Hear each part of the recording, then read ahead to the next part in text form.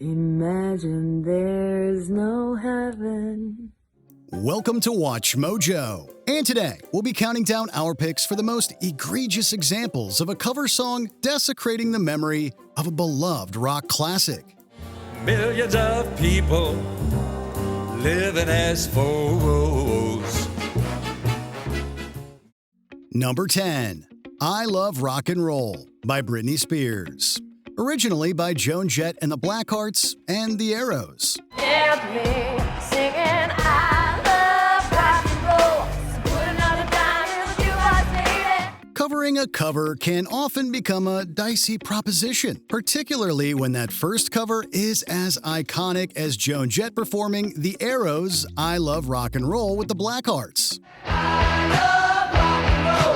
So take time and dance with me.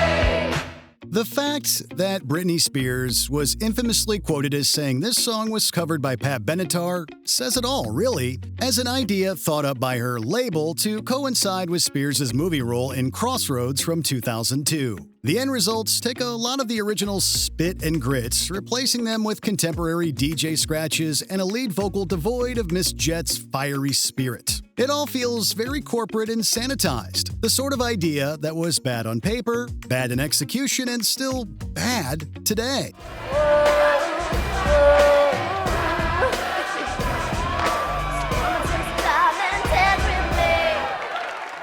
Number 9. Bohemian Rhapsody by Kanye West.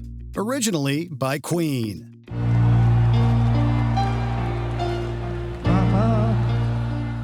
Kanye West had a defiant statement for all of the public backlash levied against him in the wake of his booking at the 2015 Glastonbury Festival. Fans of this traditionally rock-focused festival have infamously dug their heels against hip-hop over the years, and West seemed to know this going into his performance. His semi-cover of Queen's Bohemian Rhapsody was performed in spite, with West poorly attempting the opening to the tune before leading the crowd in a group rendition.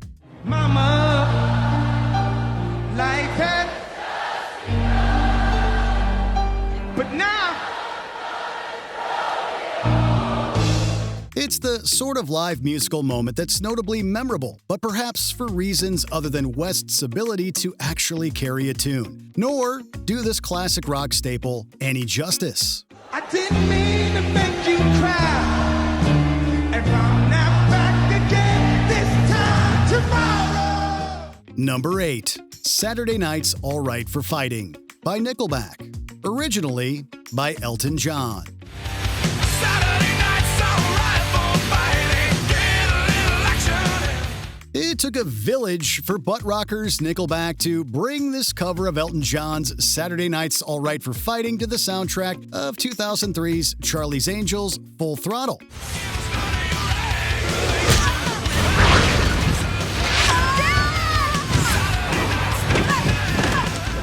Kid Rock and Dimebag Darrell of Pantera both appear on the tune, but neither of them do much to elevate this very pedestrian cover song. Instead, the overly processed guitars of Nickelback harm more than help, and the cover, although significantly more aggressive in scope, lacks all of the original's charm. Now, nobody will ever accuse Sir Elton John of being a dyed-in-the-wool hard rocker, but his Saturday Night's All Right for Fighting can easily trounce this version in a dark alley.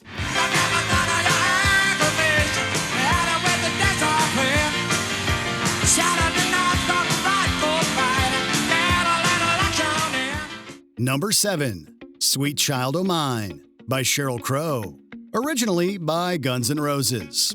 Now and then when I see his face, it takes me away to that special place. Man, what's with this list and strange cover songs recorded for movie soundtracks? Sheryl Crow tried her hand at Sweet Child O' Mine by Guns N' Roses for the opening of the 1999 Adam Sandler film Big Daddy.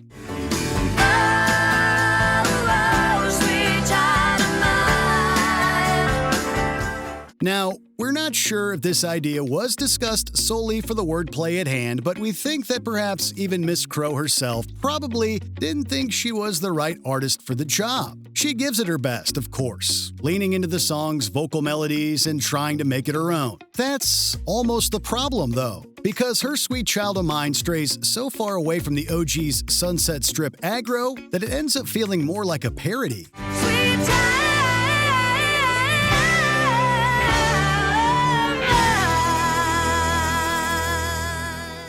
Number 6. Blitzkrieg Bop by Rob Zombie.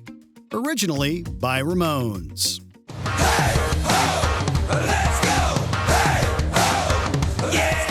Don't get us wrong. We're really glad that Rob Zombie was able to organize this 2003 tribute album to punk rock icons Ramones. We just wish that Zombie's own work on the album was better, particularly given the man's status as a co-producer. Zombie's take on Blitzkrieg Bop is certainly performed in his established style. It's just that this style isn't really suited towards the Ramones' fast, furious, and often melodic approach to punk.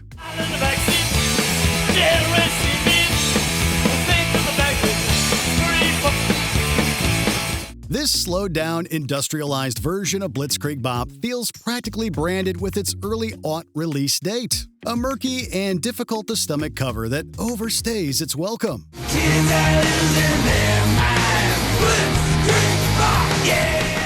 Number 5. About a Girl by Puddle of Mud. Originally by Nirvana.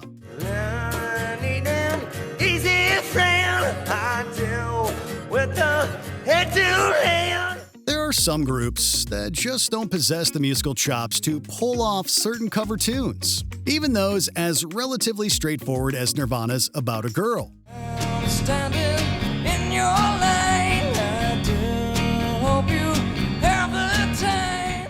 Puddle of Mud made headlines for all the wrong reasons back in 2019 when a SiriusXM recording of their cover was released to the public. The backlash was swift and immediate, with many Nirvana fans lamenting how Wes Scantlin felt lost behind the microphone. I do pick up number 2. I do keep up date with you. His performance struggled from Jump Street, with the pain only subsiding after Puddle of Mud brought this musical experiment to a merciful end. Number 4. Lucy in the Sky with Diamonds by William Shatner. Originally by the Beatles. Lucy in the sky with diamonds. It's not entirely uncommon for record labels to release cover songs of tunes that are still hot, usually in the attempt to capitalize via various artist compilations or novelty releases. The Transformed Man was more of a vanity release, however, done in order to build upon star William Shatner's reputation as Captain James T. Kirk on Star Trek. The album is strange, to say the least. Look for the girl with the sun in her eyes, and she's gone! Enjoyable in an ironic way for fans of 60s psychedelia and straight-faced spoken word, but not really for memorable singing, because William Shatner can't sing, yet he does so on Lucy in the Sky with Diamonds, caterwauling in his now iconic stop-start cadence in a manner that should be heard to be believed. Someone is there at the turnstile. A girl with kaleidoscope eyes. Number 3. My Generation by Hilary Duff. Originally by The Who. People try to put us down just because we could get around. There were a lot of fingers in the creative pie for Hilary Duff's third album back in 2004. Songwriters and producers that might have thought Duff covering The Who's My Generation could serve as a nice connective tissue to her status as a teen pop star. This cover didn't end up mending the generation gap as much as it drew more attention to Duff being ill-fit for the task. The singer tries her best with the song, which sticks largely to The Who's original arrangement, but it just sounds like a sonic square peg in a round hole, an idea that probably should have never left the drawing board. My generation, baby. My generation. Number 2. American Pie by Madonna. Originally by Don McLean. And can you teach me how to dance real slow? Another entry, another ill-advised choice for cover songs for a movie nobody remembers. Madonna starred in The Next Best Thing back in 2000, a rom-com about a woman who has an affair with her gay best friend. But definitely no dating. No dating. So, how does that sound? Sounds manageable. Okay, so if that wasn't enough to turn you off, how about Madonna covering Don McLean's American Pie on the soundtrack? Hey, wait, where are you going? If we have to recall this, so do you. So let's suffer together with how Madge turns a folk rock epic into a toothless club track for the dance floor, and how Madonna's version doesn't even bother with all of the lyrics to this lyrically driven ode to America's lost innocence. It's all the stuff of nightmares, a thing that existed that probably, well, shouldn't. Bye, Miss American Pie. Drove my Chevy to the levee, but the levee was dry. Before we continue, be sure to subscribe to our channel and ring the bell to get notified about our latest videos. You have the option to be notified for occasional videos or all of them. If you're on your phone, make sure you go into your settings and switch on notifications. Number 1. Crazy Train by Pat Boone. Originally by Ozzy Osbourne. I'm going off the rails on a crazy train.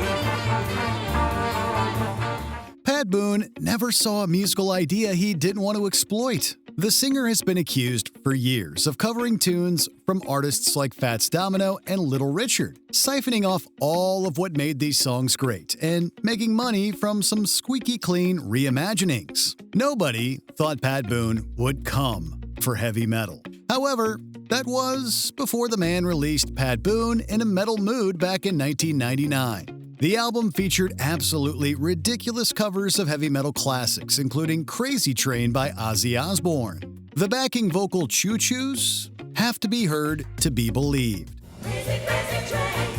I've listened to preachers. While Boone delivers all of his lines with absolute earnestness, it's the sort of release that feels like a fever dream. But no, this was very real. It's not too late to learn how to love and forget how to hate. What's the worst cover song you've ever heard? Let us know in the comments.